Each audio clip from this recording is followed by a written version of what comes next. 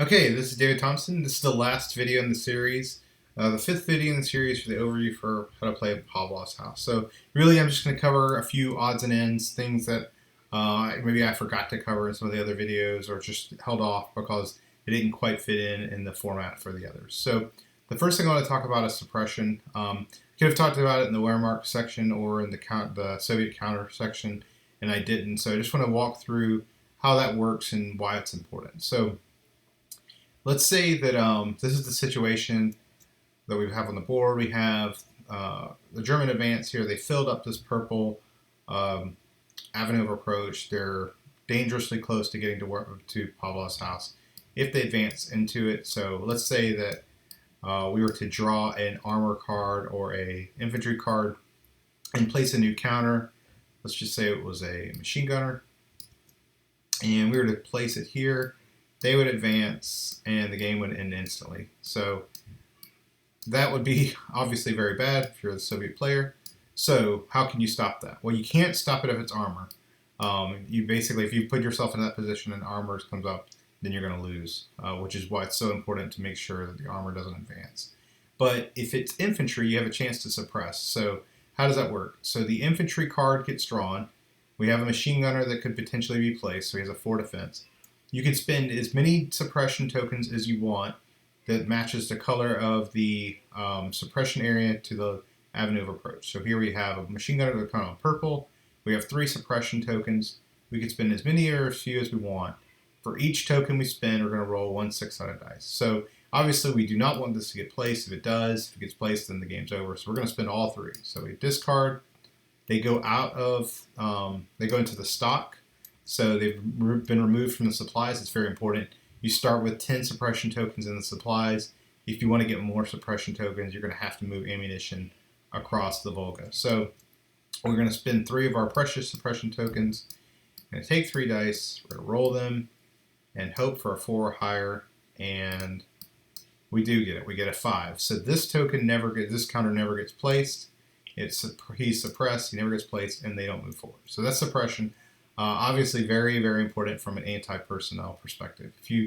If you are not investing in suppression, then you better have the ability to take out personnel throughout the game, either through using snipers or forward observers or just constantly attacking. So, okay, so let's move on from suppression.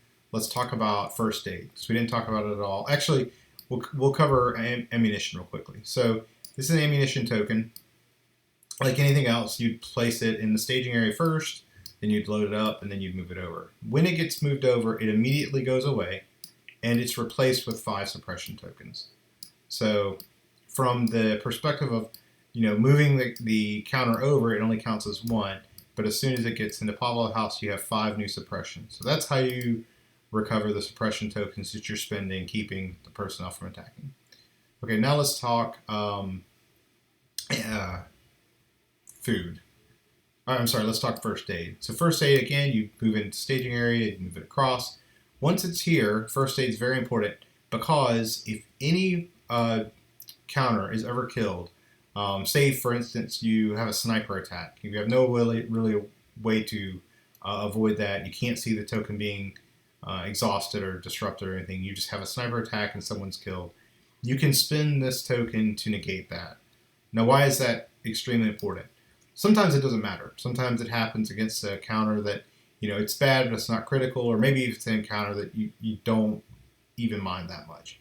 However, let's say, for example, one of your leaders was to get killed by a sniper. You'd want that leader to stay, obviously, because if you lose them, then you've lost their critical command ability, for instance. Or maybe the sniper kills your sniper. Super expensive, very powerful, you don't want to lose them. So having first aid tokens in the supply can be very important. Okay, now let's talk the Resupply and Storm Group special cards that are in the Wehrmacht deck. So, throughout the course of the game, you're going to be drawing these Wehrmacht cards as we covered in one of the videos. And eventually you're going to get to one of these supply cards. Now, the Resupply cards. There's going to be 3 in the deck. When we get to it, as soon as we get to it, we need to resolve it. So what does that mean? So it says on here that we need 1 food for every 5 defenders in Pavlov's house. So food are these tokens. So for every 5 defenders, we need a food token. So we have 1, 2, 3, 4, 5, 6, 7, 8, 9, 10, 11, 12, 13, 14, 15. We have exactly 15, so we would have to get rid of all these food. So the food tokens go back into the supply, and we better get more food across the Volga because another one of these resupply cards is going to come up eventually. If for every person we cannot feed, for a person that doesn't have food or water, we're going to have to discard them as a casualty. So, for example, if we had 15 people and we only had 2 food tokens, we'd be choosing 5 counters to get rid of. And counters and reserves count. So we would just lose them just as if they had been killed. So, for example, we just literally take them out of the building. Okay. That's how resupply works. Now, once you've resolved the resupply, you're going to go into the storm group phase. So what happens there is you take the storm group card, you put it into the storm group place, and this card sits here until a new storm group card comes up. So until the new card comes up and replaces it, it's going to be available for you to send a storm group out to try to resolve it. On this card, there's a few things to look at. There is the color of the green color there, which is saying that the metal worker's house, which is what you're trying to storm, is located along the green avenue of approach on the Wehrmacht side. So it's in this direction.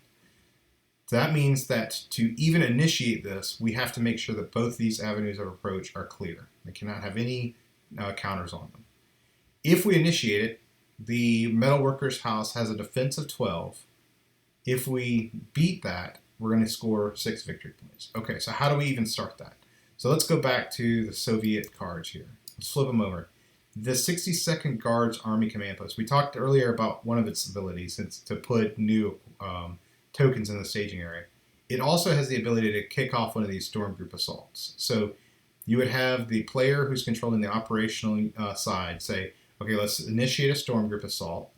Once that happens, you look over and you say, yep, these tokens, these counters would not be able to be here. They have to be gone.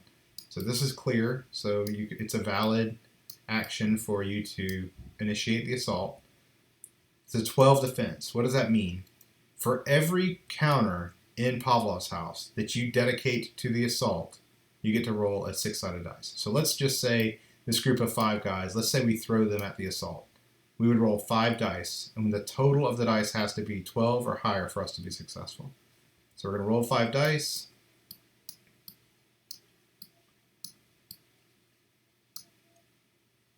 And the total is 20, so we are successful.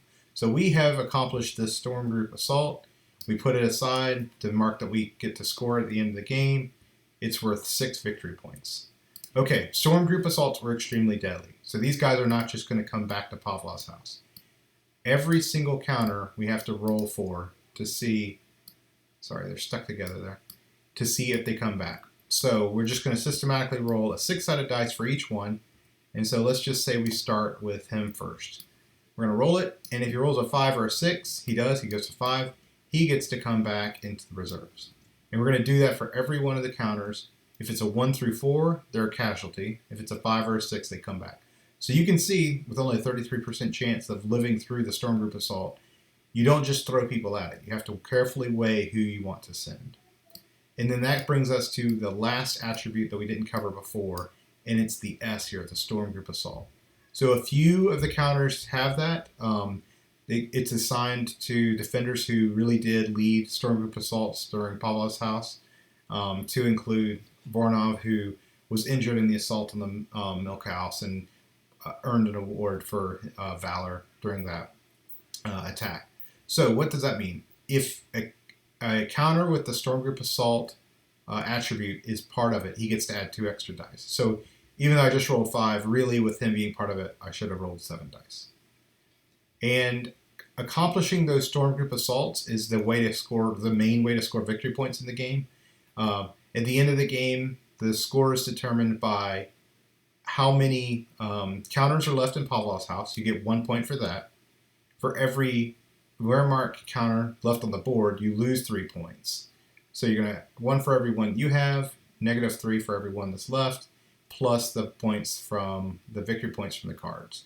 So If you're concentrating on just staying alive and keeping the building defended, and you're not accomplishing these storm group assaults, you're either not going to win or you're going to have an extremely low score, a marginal victory. Okay, I think that covers everything. That's going to be all the videos for the overview. If you have any questions, you can post them as a Kickstarter comment. You can post them on YouTube. You can post them on Facebook or Board Game Geek. You can just track me down, and I'll make sure to answer your questions.